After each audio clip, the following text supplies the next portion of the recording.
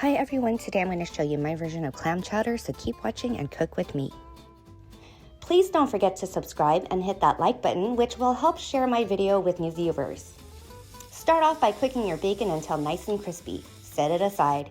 In the same pot, ditch most of the oil and saute your onions and garlic until fragrant. Add celery and carrots and cook for about 2 minutes before adding the butter.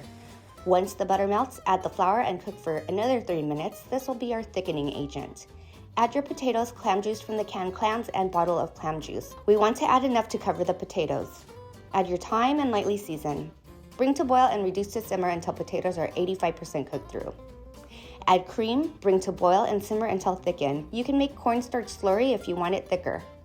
Once thickened, turn off the heat, add your clams and bacon, season if needed, and to serve, add your clam chowder to a bowl and garnish with bacon. And that's it. Doesn't that look amazing? Yum! Thank you guys for watching. Please don't forget to subscribe, click on the bell, and like this video, which will help share my video with new viewers.